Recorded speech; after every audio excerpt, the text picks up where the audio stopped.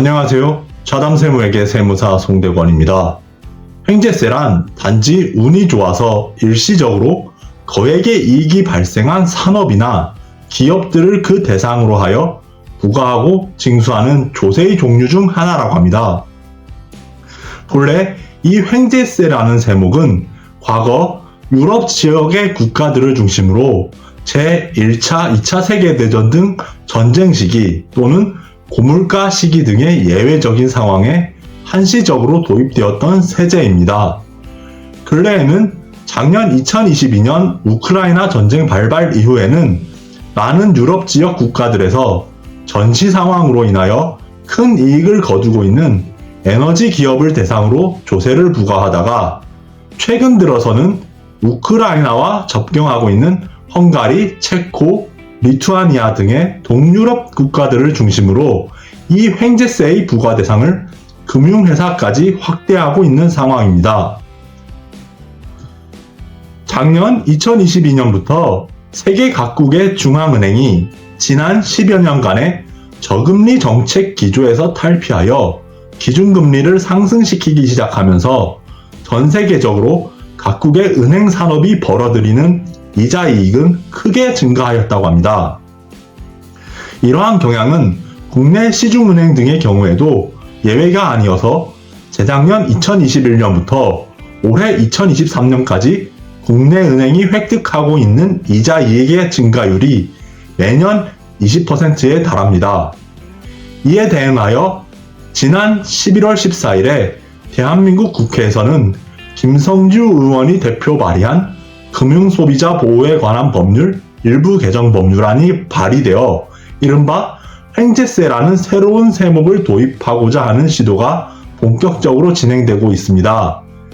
이 개정안에서는 국내의 은행을 비롯한 금융회사가 고금리 기조로 인하여 벌어들이고 있는 초과이익의 일부를 부담금의 형태로 정부가 환수하여 이 과정을 통하여 얻은 재원을 현재의 고금리 상황에서 고통을 받고 있는 금융 취약계층, 소상공인 등의 경제적인 부담을 완화하는 데 사용하자는 것이 그 골자입니다.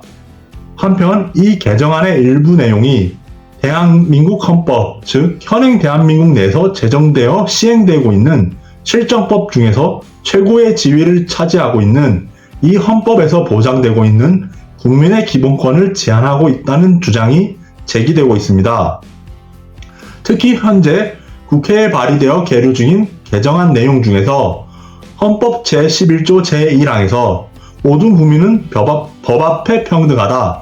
누구든지 성별, 종교 또는 사회적 신분에 의하여 정치적, 경제적, 사회적, 문화적 생활의 모든 영역에 있어서 차별을 받지 아니한다고 표현되고 있는 헌법상 평등권, 그리고 헌법 제23조 제1항에서 모든 국민의 재산권은 보장된다. 그 내용과 한계는 법률로 정한다고 천명하고 있는 헌법상 재산권 등의 기본권을 침해가 가장 큰 문제점으로 지적되고 있는 것입니다.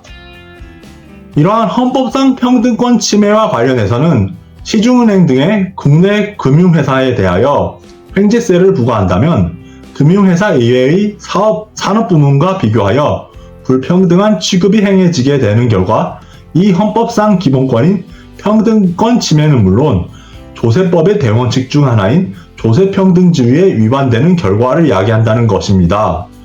그리고 헌법상 재산권 침해 문제에 있어서는 헌법 제23조 제1항 후문에서 재산권과 관련한 그 내용과 한계는 법률로 정한다고 규정하고 있는데 개정안에서는 횡재세와 관련한 초과이익 산정 방법, 기여금 납부 방법 및 절차, 미납시 조치사항, 불복 절차, 감면 방법 등 필요한 사항을 대통령령으로 위임하는 방식을 택하고 있기 때문에 해당 헌법 원칙을 위배하고 있습니다. 추가로 이러한 횡재세의 부과는 국내 금융회사에 이미 법인세가 과세된 상황에서 추가적으로 조세를 부과하여 이른바 조세법상의 이중과세 금지 원칙에 저촉되기도 합니다.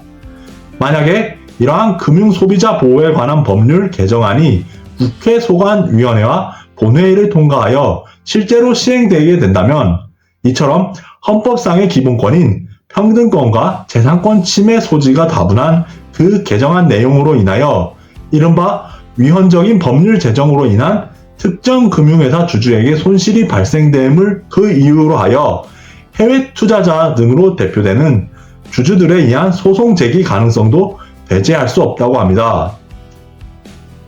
헌법은 대한민국의 법 체계 내에서 그 정점에 위치하여 헌법 이외의 다른 법규범들의 그 정당성과 효력을 제공하는 이른바 근본적 규범으로서의 성격을 가지고 있습니다.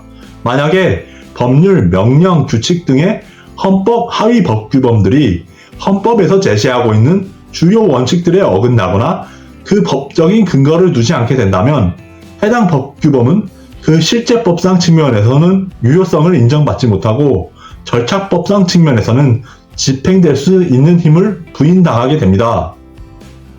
앞으로 이 금융소비자 보호에 관한 법률 일부 개정 법률안이 제21대 대한민국 국회 회기 중에 소관상임위원회를 거쳐 본회의를 통과하여 실제로 입법되고 시행될 수 있을 것인지 그 기추가 주목됩니다.